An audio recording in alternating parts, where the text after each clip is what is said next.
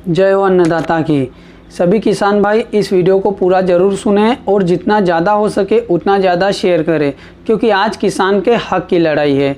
आज किसान जगह जगह प्रदर्शन कर रहा है। सरकार जो किसानों के लिए अध्यादेश लेकर आई है, उन अध्यादेशों के विरोध में ये वही किसान हैं जिसने कोरोना के समय वैश्विक महामारी में एक बहुत बड़ी भूमिका निभाई थी और इस देश को खाना पेश किया था और इस देश को भुखमरी से बचाया था।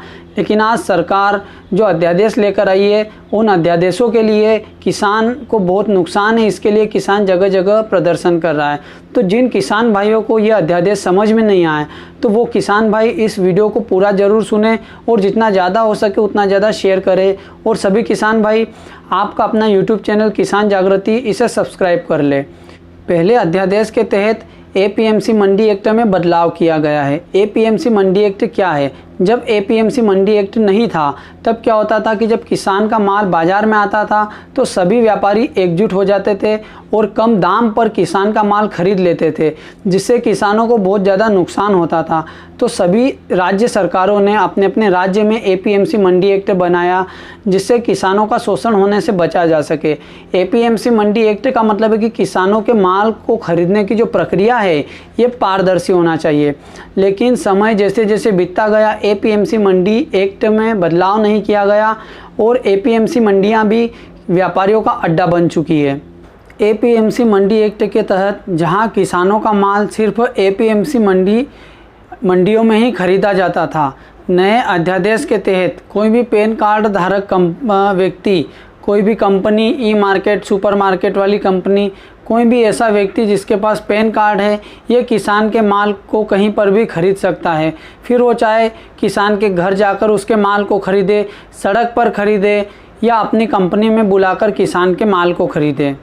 इस पहले अध्यादेश के तहत कंपनी को किसान के माल की पेमेंट 3 दिन में करनी होगी। अगर कंपनी और किसानों के बीच कोई विवाद होता है तो आप एसडीएम के पास जा सकते हैं। एसडीएम को 1 महीने में इसकी सुनवाई करनी पड़ेगी। अगर एसडीएम से संतुष्ट नहीं है तो किसान जिला अधिकारी के पास जा सकता है।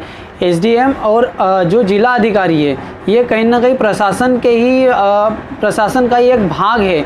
तो किसान बहुत ज़्यादा परेशान होगा, किसान की सुनवाई नहीं हो पाएगी, क्योंकि वैसे भी किसान की सुनवाई नहीं होती है।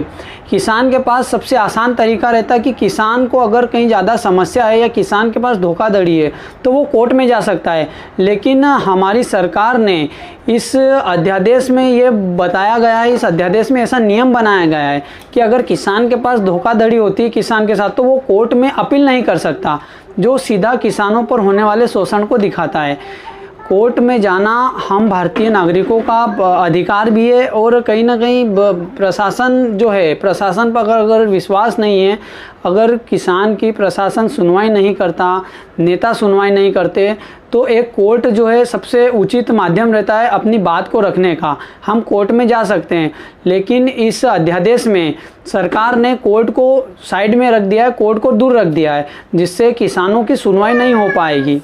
किसानों की सिर्फ एक मांग है, किसान इस अध्यादेश को मानने के लिए तैयार है, लेकिन किसान सिर्फ एक मांग कर रहे हैं कि इस अध्यादेश में सिर्फ एक लाइन जोड़ दी जाए।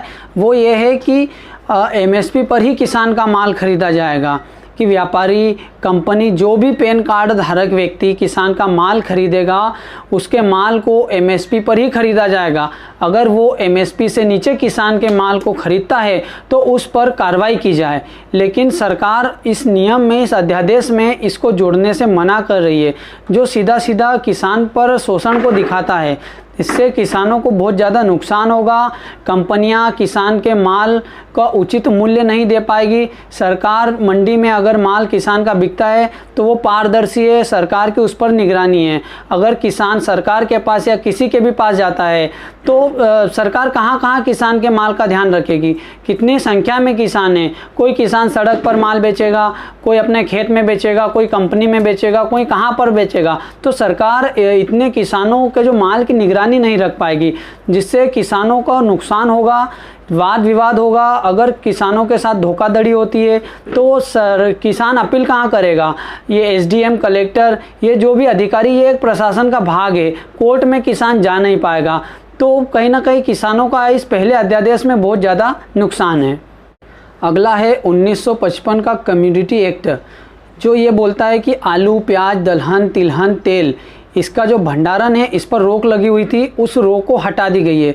सरकार ये बोल रही है कि जो किसान है अपने जो आलू प्याज इसका भंडारण कर सकता है, जब उचित दाम आएगा, जब भाव बढ़ेगा तब अपने माल को बेच सकता है। लेकिन मैं एक बात बताना चाहता हूँ कि किसान गरीब है, गरीब किसानों के पास इतनी व्यवस्था नहीं है, उसके पास भंडारण की व्यवस्था नहीं है, इतना खर्चा किसान नहीं कर पाएगा। तो इस एक्ट को हटा दिया गया है, इसमें बदलाव कर दिया गया है, जिससे जो बड़ी बड़ी कंपनियां हैं वो किसान के माल को खरीद लेगी, उसका स्टॉक कर लेगी और जब उसका भंडारण कर लेगी, सभी व्यापारी फिर से इकट्ठे हो जाएंगे और सब माल को खरीद लेंगे, भंडारण कर लेंगे और जब महंगाई को बढ़ा देंगे, जब महंगाई बढ़ेगी तब वो इस माल को निकाल देंगे।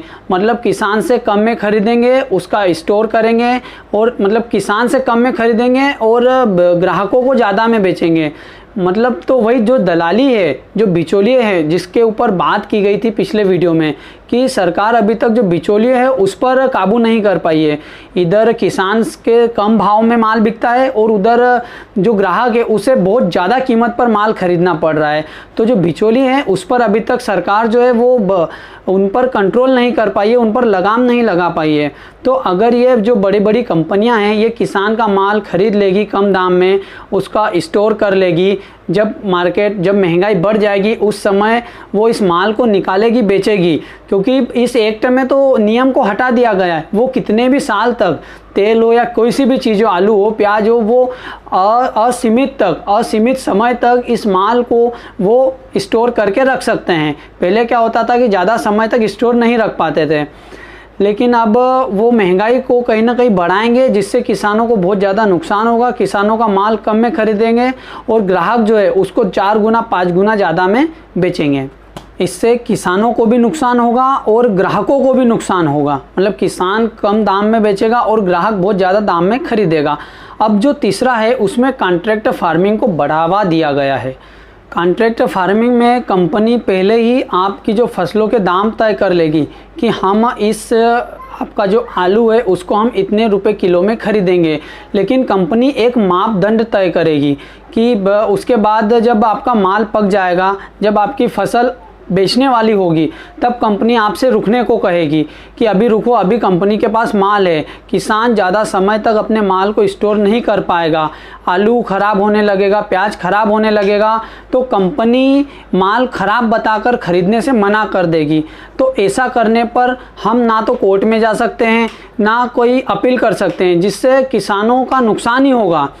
कॉन्ट्रैक्ट फार्मिंग में पिछले ही साल पेप्सी कंपनी ने कई किसानों के ऊपर कई करोड़ों रुपए का मुकदमा कर दिया। उसके बाद किसान संगठनों ने इसका विरोध किया और जब पेप्सी कंपनी के बायकॉट की बात कही, तब जो है वो कंपनी डर गई और उसने मुकदमा वापस ले लिया। अभी कुछ समय पहले की बात है, राजस्थान की बात है शायद, कि वहाँ पर एक किसान ने कंपनी और किसान के बीच एग्रीमेंट हुआ था। तो वो जो एग्रीमेंट पर किसान ने जो साइन किए थे, जो उसने दस्तखत किए थे, वो इंग्लिश में पूरा एग्रीमेंट था, जो कि किसान को समझ में नहीं आया। उसमें ये लिखा गया था कि किसान की जो ज़मीन है उस पर कंपनी चाहे तो लोन भी ले सकती है। अगर कंपनी किसान की ज़मीन पर लोन ले लेगी और कल जाके वो कंपनी अगर भाग गई, तो वो लोन तो किसान को चुकाना पड़ेगा, नहीं तो बैंक वाले उसकी ज़मीन हड़प लेंगे। तो कहीं ना कहीं ये जो कॉन्ट्रैक्ट फार्मिंग है, इसमें भी किसानों का नुकसान ही होगा। कंपनी मापदंड तय करती है कि हमें गोल साइज का आलू चाहिए। भाई किसान आलू का बीज बो सकता है, आलू लगा सकता है, उस पर मेहनत कर सकता है, लेकिन वो साइज़ गोल होगा, लंबा होगा, ये किसान के हाथ में नहीं है, ये प्राकृतिक चीज़ है। लेकिन कंपनी जो मापदंड तय करेगी, अगर उसमें कुछ भी कम ज़्यादा होता है तो कंपनी आपका माल नहीं खरीदेगी, वो आपका माल खरीदने से मना कर देगी और आप कोर्ट में जा नहीं सकते, ऐसा इस अध्यादेश में लिखा गया है। तो कहीं ना कहीं ये ऐसे अध्यादेश है जिससे किसानों का सिर्फ और सिर्फ नुकसान है। अगर आप इसकी गहराई में जाएंगे तो 2-3 पॉइंट ऐसे हैं जिससे भविष्य में किसानों को बहुत ज़्यादा नुकसान होगा। तो सभी किसान भाई पुरजोर विरोध करें और संगठित रहें और अपने अधिकारों के लिए लड़ते रहें। राजनीतिक स्तर पर इस अध्यादेश को ना देखें, चाहे वो कोई सी भी सरकार हो। अगर आप किसी भी सरकार किसी भी पार्टी में हैं, लेकिन हो तो किसान नुकसान आप, अगर एक किसान का नुकसान है तो सभी किसानों का नुकसान है। इसी के साथ मैं किसान भक्त संजय जाट, आने वाले वीडियो भी है किसान के हित में वीडियो लाता रहूँगा। आप अपना यूट्यूब चैनल किसान जागृति इसे लाइक करें, सब्सक्राइब करें। जय हिंद, जय भारत, वंदे मातरम, जय बलराम।